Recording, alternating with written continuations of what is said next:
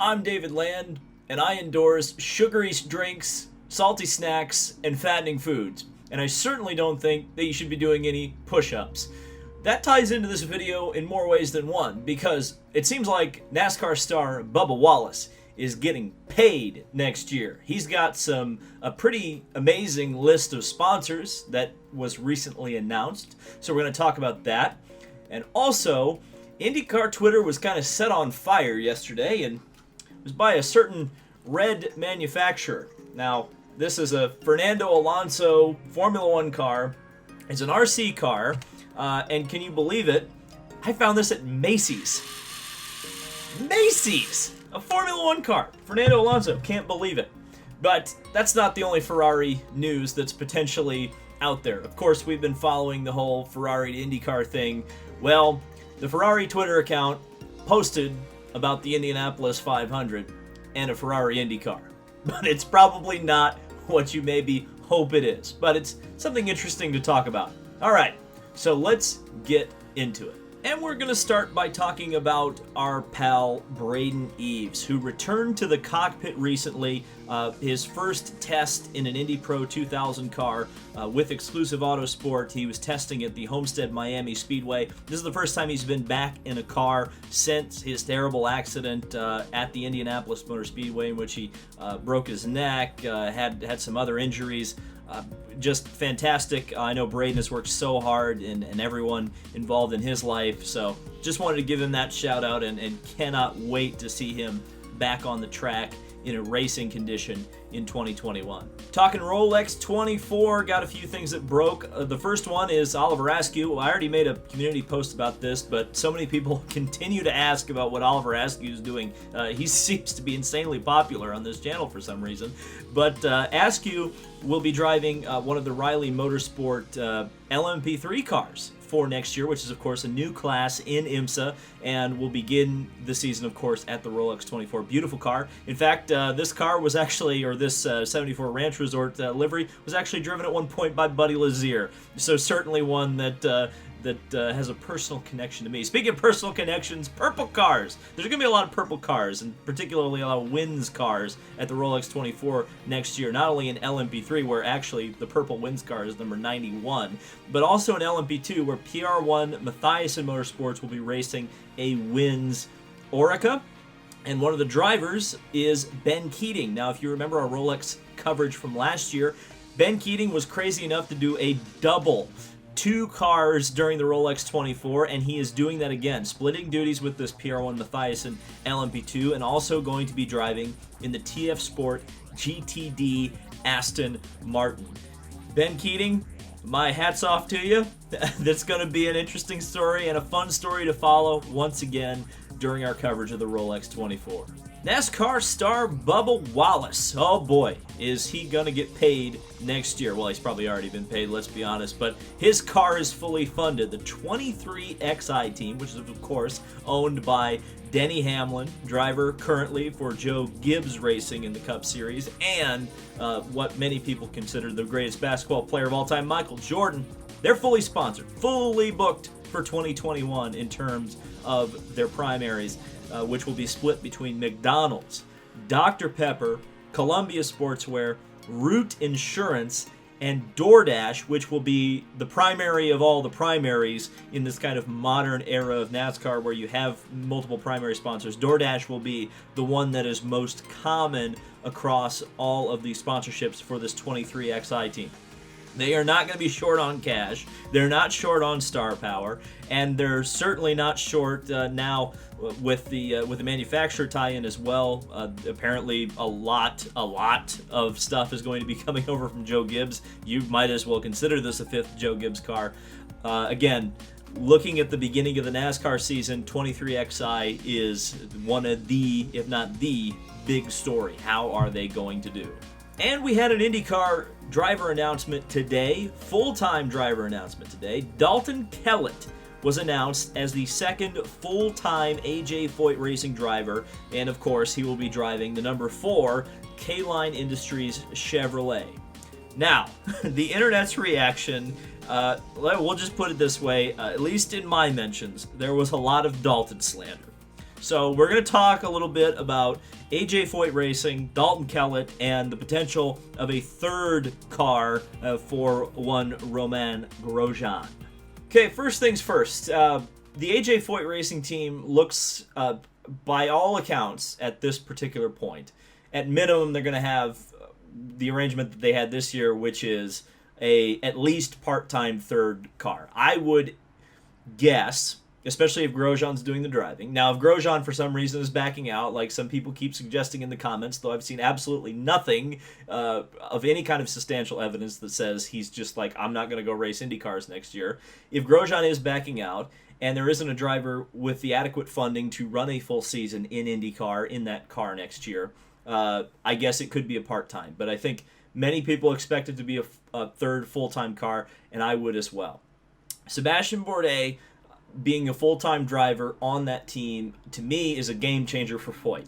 We've seen what he was able to do at Dale Coyne Racing, being able to raise their performance level into definitely a team that's capable of top tens at every single racetrack, capable of pole positions, capable of wins. I expect the same from Bourdais at Foyt. And a lot of people seem to continue to sleep on Sebastian Bourdais, despite the fact that, yes, while those championships did come in Champ Car, they were, he's a four-time champion. He is he's one of the most talented drivers of this era and one of the most talented technicians when it comes to getting a car sorted. Just look at how well he performed at St. Petersburg, and he had only been in the car at that point for 2 extra races. So I think the Foyt team will be well sorted, especially if they bring in a Grosjean in that third car. Dalton Keller. Okay, so a lot of Dalton slander out there, and I understand where it's coming from. Guy's a funded driver. The guy has family money. The guy is able to do things that many other people are unable to do because of that.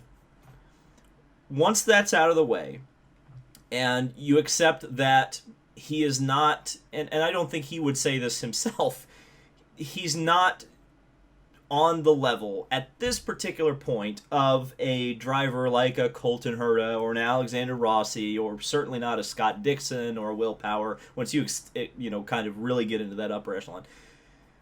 To me, I think some of the people saying he's King Hero, that's a little much. I haven't seen a whole lot of Dalton Keller, and I think not a lot of other people have as well. He definitely has a lot of experience in the Indy Lights, and certainly didn't have a lot of wins. At the same time, I don't think a lot of people watch Lights, first of all. And second of all, I don't think a lot of people paid a lot of attention, when they did pay attention, they looked at Kellett and said, well, he's last on the charts. Well, yeah, he's a part-time driver in a Foyt car without the aid of Sebastian Bourdais for most of that. Now, whether or not he gets along with Sebastian Bourdais, of course, that's going to be something that will have to remain to be seen, or whether he even gets along with his setups. That'll be the other thing. If Kellett can't drive Bourdais' setups, he's going to be at the back. But I think as he develops throughout the season and as he gets more comfortable with the car, I think he's going to be serviceable. Do I think he's going to be winning races? No. Do I think he could surprise some people and put in some decent results? Yes. I think I look at the Indianapolis 500 as a great example. He qualified really pretty well there. I think he was only 1 row behind his vastly more experienced and Indy 500 winning teammate Tony Kanaan. So I think there's capability there for sure. I don't think he's going to be a menace by any stretch of the imagination. And if we want a grid of 26, 27, 28 cars, you're not going to have all-stars in every single one of those cars. So to me, I would rather have a couple of Dalton Kelletts and 28 cars than not have the Dalton Kelletts and have 22. You know what I mean? So I think it keeps people employed. It opens up a seat potentially for another driver to come into that team. I don't understand why everybody's so upset about this. I like seeing a lot of cars. That's something I like as a racing fan. I think small grids aren't as exciting. So the more cars, the better.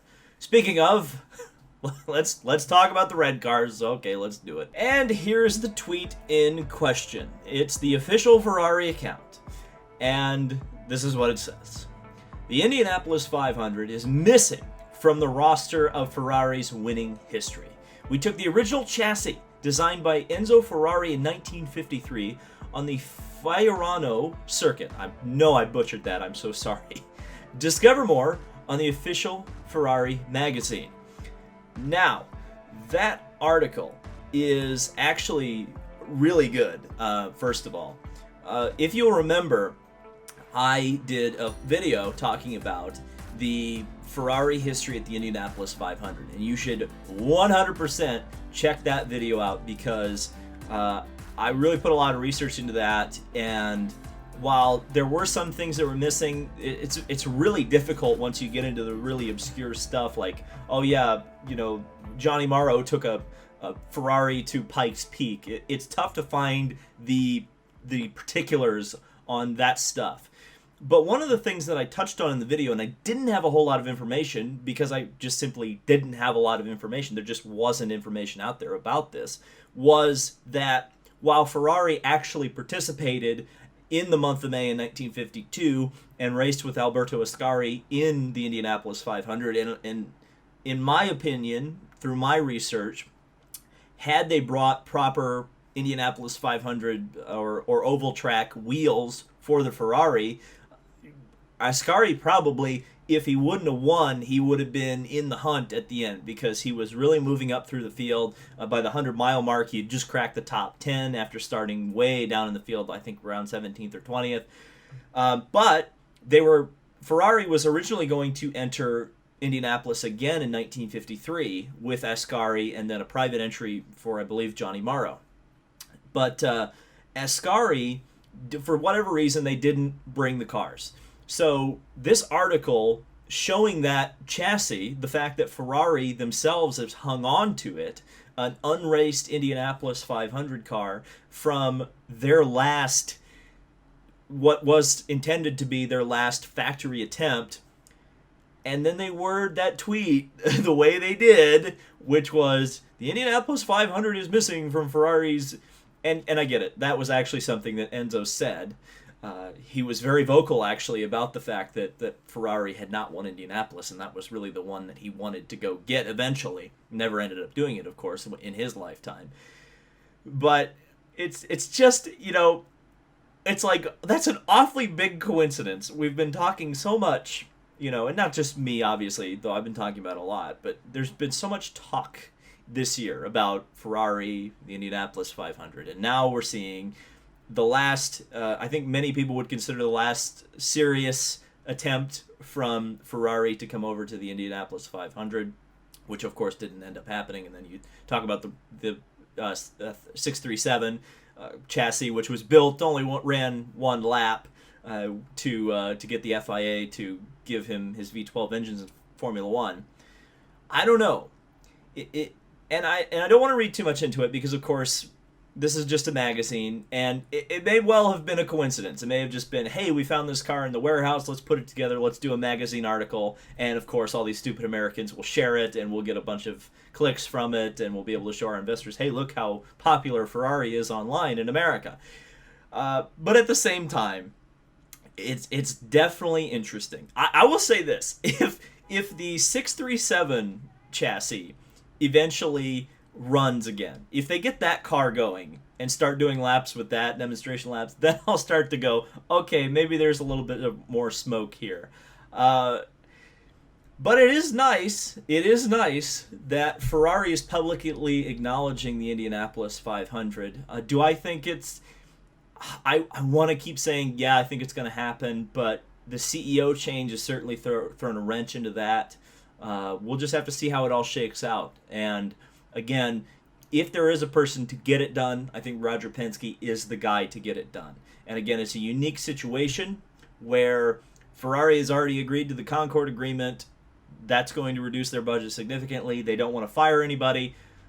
So they're going to, I guess, find some way to get around that. And that could be IndyCar and the Indianapolis 500. But we'll have to wait and see. Of course, as more stuff breaks, we'll be talking about it. So subscribe for more motorsport, IndyCar, Indy 500, Rolex 24, NASCAR coverage, just all motorsport in general. This has been David Land on YouTube, and I will see you in the next video.